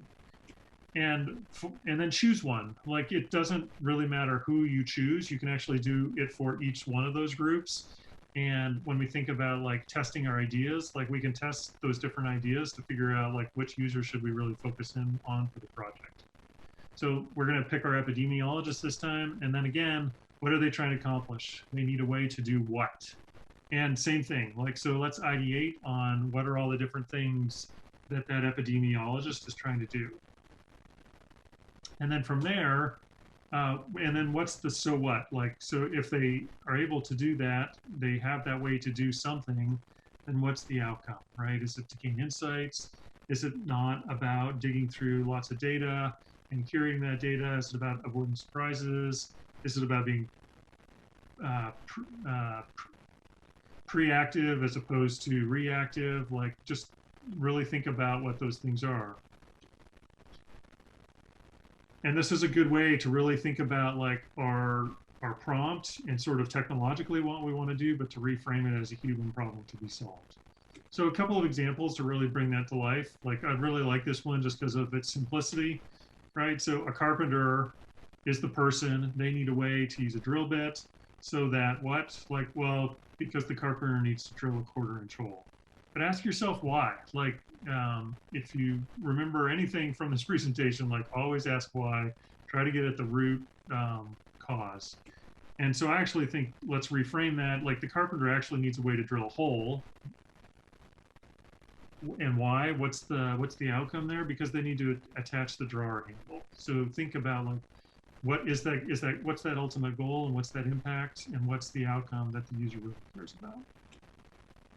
And then if we go back to Jessica's example at the beginning of our session, right? Like who's the person? My grandmother. She needs a way to put flowers into a vase so that she can enjoy flowers in her home. But is that really what grandma needs help with? Does she really need to enjoy flowers in her home? Or is that what she needs a way to, right? So my grandma needs a way to enjoy flowers in her home that were given to her by her grandkids so that she feels loved and special. So I'll always think about like, what's the outcome? What's the impact that we want to have on the world and our users? All right, so think about that with your project. As you form teams, as you start to narrow the scope of your project, like just ask yourself that question, am I designing a vase here, or are we designing a better way to enjoy flowers? And then go test those need statements with your users. So if we go back to our example about Liz, the epidemiologist, like go find some epidemiologists, share your need statements with them, collect their feedback. So Jessica and I have covered a couple of things, but if you're new to design thinking, you're probably thinking like, okay, but where does that fit into? Like if you're an agilist, like am I in discovery? Am I in one of my sprints? Like where and how do I do that? So we've made something, and Jessica's gonna share this with you. This is a template available to everybody that's a university student involved in Call for Code. Yeah, thanks, Chris. So we have a raging thunderstorm happening outside right now, and my cat is just not having it. So you get to see, this is the international business meow, Midori, who is literally clinging onto me for dear life. So, all right, so let's talk about this mural template that we put out, and we're done, that we put together for you. So what we have done here, we've given you kind of a workflow that will help you go from start to finish, but go through the loop multiple times along with some activities, and also just get you accustomed to using Mural and working in this way. So there's a whole welcome section where when you form your teams, you can get in here, add your name, change the post-its there. You can add some fancy titles and photos, tell us about who you are, where you're from. There's an image search built into Mural. Labrador, very specific, Chris. You can look for specific photos. Yep, there's a puppy. Add that puppy to that mural. Perfect. Chris is a dog guy. I'm a cat lady, so this kind of works out. All right. So after you do that, there's a map. Add where you're from. So Chris is going to attempt to put a pin over Austin, Texas. Perfect. Awesome. So you can grab one of those pins, put where everybody is from. And then Mural has also put together some resources. So if you need some 101 tutorials around how to use it, how to get used to it, and there's also some more advanced tutorials in here for running remote workshops, since we're all now working remotely. And then we've also included some resources from IBM. So there's a link to our enterprise design thinking platform where you can sign up for a free IBM account. You can go in, take our practitioner course for free, get a badge, add it to your LinkedIn profile, links to the design research site where you can learn about best design research practices. And there's a few articles that we've written recently around how to work best remotely and some best tips and practices. And the bottom one is actually one of my favorites. It's how to really focus on your users and keep those human-centered focuses in this new remote world. So, all right. So the first activity, we went over this before, so assumptions and questions. So we've listed it out here, the steps, we got it all set up for you. On the right-hand side of each section of this template, there's a link to the activities. Ooh, thunder. Ooh. on the platform. So if you need more tips, tricks, tutorials around how to actually run the activity, there's videos, there's slides. Chris will show that in a bit. So, all right, assumptions and questions, awesome. So next step that we're going to propose is get in there and create a research plan. So think about who you're going to be speaking to, who you need to speak to, what the learning objectives are going to be. And there's a template in here, as you can see, for creating a timeline, like who's going to be speaking to who, what's the concepts you're going to test, et cetera, et cetera. And this will just help you and your team just really align and define and get specific to your users. And yes, and so there's also a few other resources on the right-hand side about interviews as well. The next section is actually about conducting the interviews themselves. So one of my favorite things to do is either during or immediately right after, when the information is really fresh in your brain. Yeah. Write down some highlights in here. If there's any quotes or insights that you can pull out of that interview right there and then, that stuff's going to be fresh in your mind right there. So go ahead and get that out before you forget it. And then we also have some articles on the right-hand side about just what are some best tips about what to do when you're running interviews themselves. Cool. And so after you do the interviewing, time to synthesize those results. So one activity that we love running is an activity called an empathy map. So this is awesome because sometimes you can run these activities, these empathy maps with assumptions, but now you have real data to go in and populate this table. So as you can see, it's a real simple activity. You got the framework set up. You're going to do the silent ideation, the diverging there for about 8 to 10 minutes, and then you converge, group, find themes, just like you did with assumptions and questions. And this will help you pull out those areas of pain, those pain points, so you can start to think, oh, where is our user having problems? Where are they experiencing the most pain? And then next, Chris just went over how to craft a great need statement, but here you can do it as a team. So focus in on some of those pain points that you've identified in your empathy map, and now start to write need statements around those. So don't solutionize here, right? It's more about thinking about and getting in the habit of exercising what your users' real needs, what they are. And again, doing that diverging and that converging with the clustering. And then here comes the fun part. So big ideas. So this is time to really bring some of those ideas that you've had to the table. We encourage y'all to think big with this. So when you're writing down your ideas, don't constrict yourself to today's technology. Some of the best ideas in innovation, they really come from really thinking just outside of the box. So think big, think bold.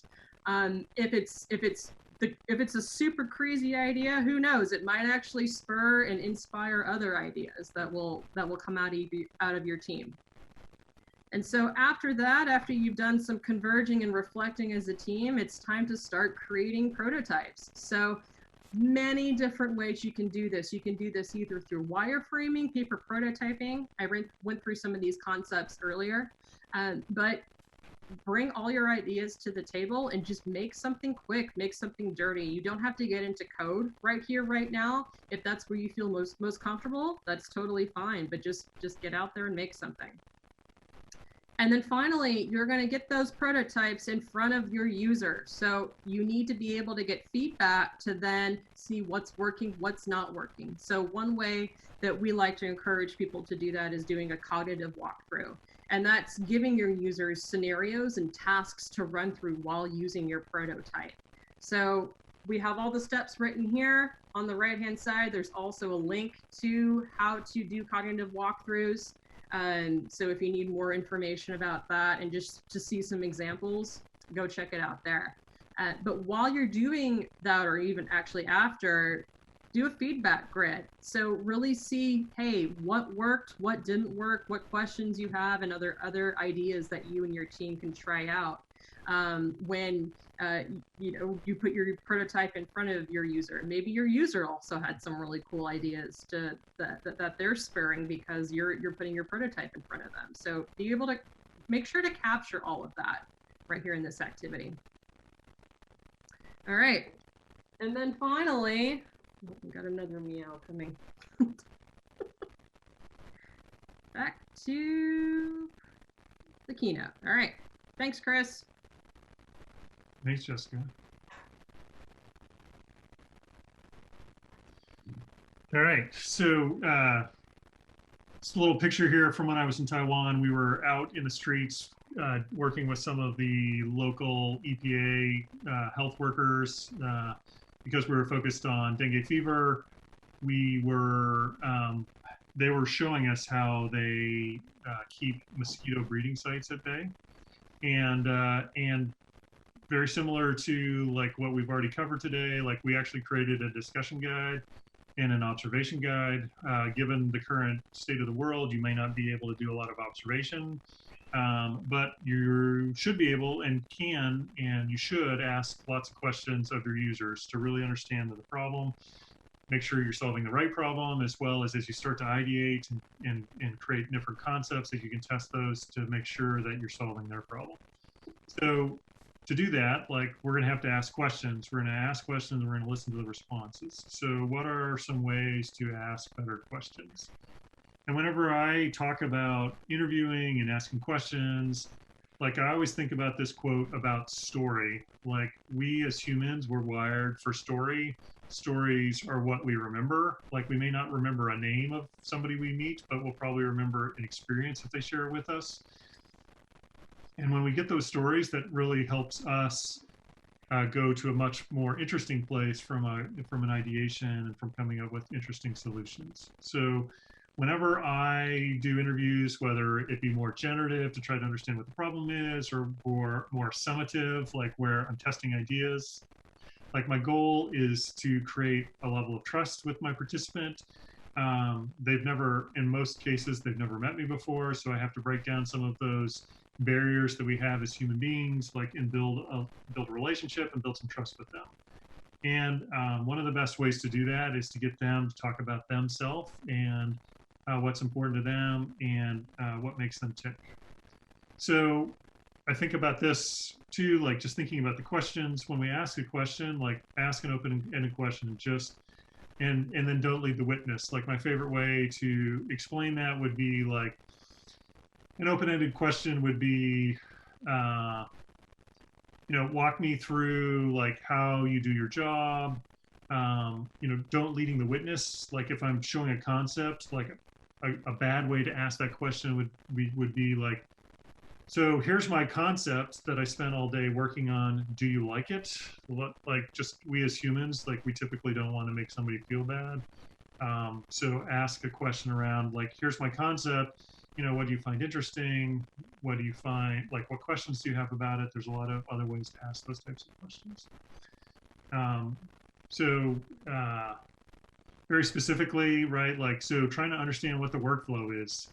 So if we think about our need statements, right, it's about zooming out a little bit and really understanding what the outcome is. So if we think about that from online shopping perspective, walk me through how you make purchases from here. So you can imagine somebody on a certain screen on their app or on a website, instead of like, how do you make purchases? So the specificity of the time and place is really helpful and will help you more deeply understand the needs of your users. Think about nostalgia. Like we all like to tell exciting stories of our past.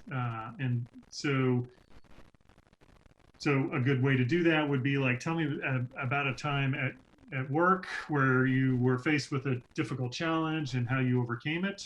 All right, so that forces the person you're talking to, they start to identify a very specific experience versus like a broad, like a broad question where the answer is going to be short and without a lot of detail. If you've ever been in a job interview, we've probably all got this, right? What are your biggest strengths and your weaknesses? Like, how does one even answer that question? Whereas if I'm asked to tell a story or share an experience on how I solved something that was difficult and challenging, like my mind immediately goes to lived and shared experiences. Day in the life also works really well. Like, again, so it's about providing some context and specificity to the question. So instead of like, what do you do for a living? People ask me that all the time, and I hate that question because, like, I'm a designer, and then they say, oh, like you design clothes or houses? No, not at all, right? But like if somebody asks me about my job and my day, like that's a much easier question to answer, and the richness of those responses is much better. All right, so we're going to try something here, and we'll see how it works. We do this all the time with a smaller group, but I know we've got a lot of people on the call this morning. I'm going to walk through 3 sets of questions, and there's a good question, and then there's a better question. And so what we want is everybody to jump into the Slack channel, which that is not the right Slack channel. It's design dash thinking. Everything is a prototype. So, Reading this keynote. all right, there we go. So everybody in the Slack channel, hashtag design minus thinking. And so let's see how this goes. All right, so first set of questions, version number A. How angry do you usually feel when an online transaction fails to go through successful? Versus option B, recall a time when an online transaction failed to go through successfully. How did you feel and why? So Jessica, I hope like cats and all can post that in the Slack channel. Just got a little poll. It's anonymous. Nobody will judge you on what answer you provide. Yeah, I got some answers going through right now. Cool. All right, Jessica, when it starts to slow down, let me know and we'll move on to the next one. Or we'll move on to the answer. There is a very heavy response to or leaning towards B. All right, B. All right, for those of you that said B, I would agree. That's a better question, right? Like, first of all, we're asking our participant, the person we're interviewing, to go to a very specific experience, lived experience. And then we're also opening it up to like, all right, when something wasn't working, how did that make you feel, and why did you feel that way, right? So it's a much more open-ended question. For those of you that said, hey, don't feel too bad, that's actually still, it's not a bad question to ask. But B is just, it provides a little bit more richness, and you're going to get a lot more detailed response. All right, good job, everybody. All right, question set number 2, option A. Same thing in the Slack channel. Tell me more about the last time you purchased something online. Versus option B, what was the last thing you bought online? So look at those questions. Which one do you think is better? Option A versus option B. All right, response is coming through. Okay, my cat just laid on my keyboard. Okay, looks like we've got another overwhelming leaning towards option A. All right, yeah, so if we think about, I would agree with that. So B is a pretty narrow question to be asked, right? Like, what was the last thing you bought online? I bought a spoke wrench, right? Like that, like, who cares that I bought a spoke wrench? Like, there's no richness there. Whereas if you say, tell me more about the last time you purchased something online, I'm going to get a much more story narrative driven response. Oh, well, when I was cleaning my bike, my spoke broke and I had to replace it. And then when I put it back together, the wheel was out of true and I can't take my bike to the shop. So I had to go order a spoke wrench, but I had to order it from somewhere where I would get it in a reasonable amount of time because shipping has all changed because of COVID-19. All right, so very good. Pats on the back. All right, last question. 2 options again, same drill, you know the drill. Option A, tell me what goes on in your head when an online transaction fails to go through successfully. Option number B, this is by far the hardest question in the quiz here. Tell me what went on in your head the last time an online transaction failed to go through successfully. So a bit more nuance here. Jessica's posted the poll, so let us know. Again, it's anonymous. Option A, option B, which one is it?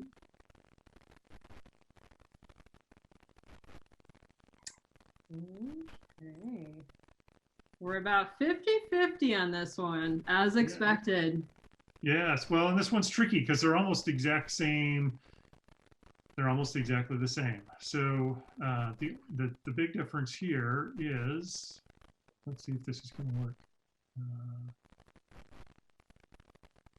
Right, so both good questions because they're very story narrative driven, but that question number B, like that's because we're asking about the last time. I'm going to a very specific experience that I had, and so that's just going to provide a bit more richness. So if you chose A, don't feel too bad.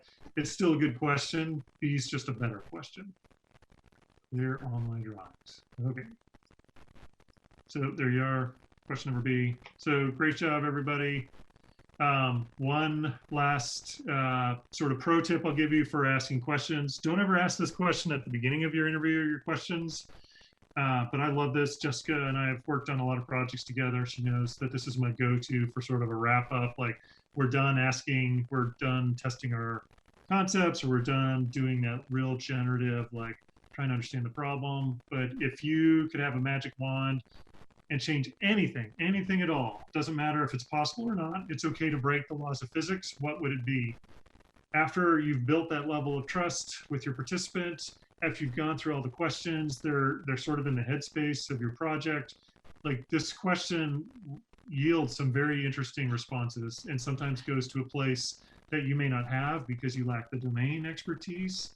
But it's really powerful, and I find a lot of interesting concepts and inspiration for the ideation that I'm doing on my teams when we get this question. All right, so as it relates to questions, great job, everybody. Thanks for playing along with the quiz. That was great participation. Awesome.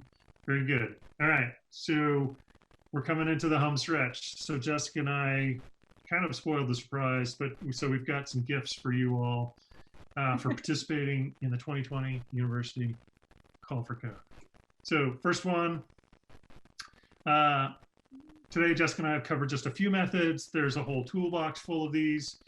And if you go to this URL, ibm.com/design/thinking/page/toolkit, you'll see that. In fact, actually, I have some of those open. So let me just actually do a real sort of real time. So we covered, if you think about the template in Mural that Jessica shared, we talked about interviewing, we just asked about better questions. So if I go through all these different activities, you'll notice that I'm actually logged in right now. So make sure you get the login because you'll have access to all the different choices, but I can come down here and if I find there's interviews. So I can click on that. It provides a little context why I might do it. I can actually download the slides that are embedded here, right? Like, so why would you do this activity? When should you use this activity? And then really what are the steps? If you don't want to use the slides, they're also here as you scroll down the page. Define the scope. So think about that research plan, right? Jessica walked through that.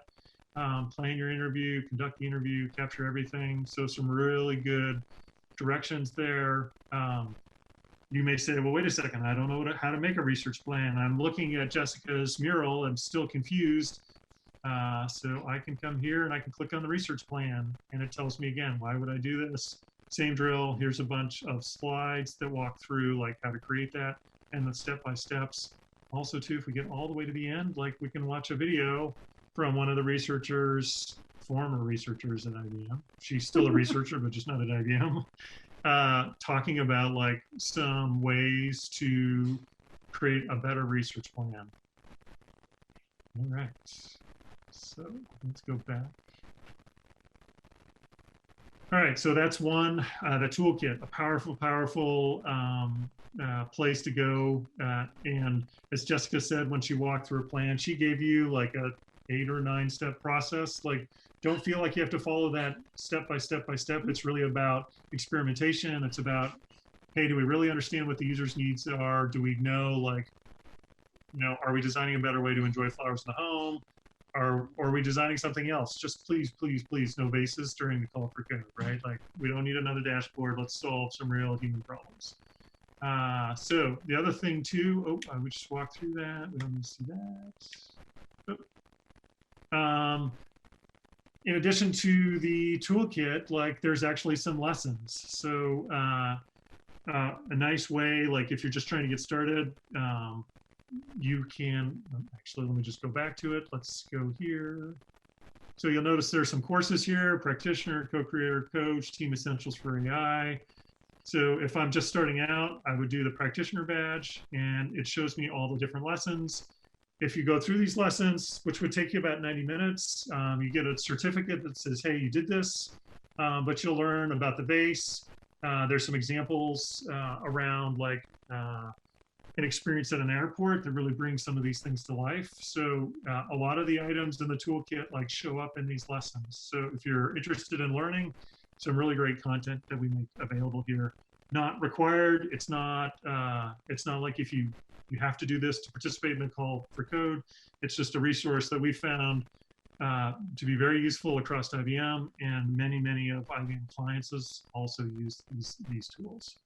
All right, so let's go back to. And it's free. And it's free. That's free. All right. So there's the toolkit. We walked through that.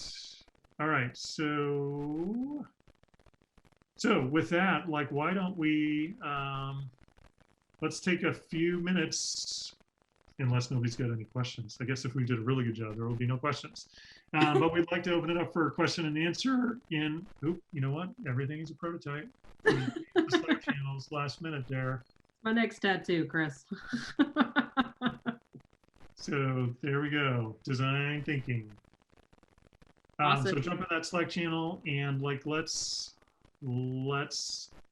take a look. We do have a question, not in the design thinking channel, but in the university channel, and I think it does apply to what we're doing here. But May is asking, if you have access to an all-knowing being like a genie to ask questions about COVID-19, what would you ask? So the way I would answer that question is, I would want to know, like, I would want to narrow the scope, right? Like, so do I want to know about COVID-19 from an epidemiologist perspective, right? Somebody that works for the CDC. Do I want to know about COVID-19 from a nurse that works in an ICU, or a doctor, like an ER doc? Would I want to know about it through the lens of like, not a victim, that seems like the wrong word, a patient, I guess, somebody that's caught the virus? Like, what is that like? Interesting, I think also too, is like, what's it like for family members and loved ones of somebody that's caught the virus? You could even be more specific, like, what's it like for people who have recovered and overcome the virus? But I think, like, asking that question, like, I would imagine in my team, like, doing a quick questions assumptions. What are all the questions that we could think of for each one of those user groups or personas? And then we could prioritize each one of those questions, and then through social media, go find some of those people and ask those questions. That's how I would do that. That is actually a great point, Chris. It's how do you think that our participants should go about finding these users? Any best pro tips you have? I mean, given the current state of the world, I would go on social media. Like, you can search, whether you're searching a hashtag or certain terms. Like, I think we would be surprised at how few degrees of separation there are between us and those that are either on the front lines or directly affected by COVID-19. We didn't talk about it in our session today, but, like, doing a little bit of what I would call bench research, right? Going on the internet, like, what's prevalent in the news, what's being written about as far as the academic journals and papers. Like, those are all really good places to start to get smart about the domain. Awesome. All right. guess we did a good job because there's not a lot of questions.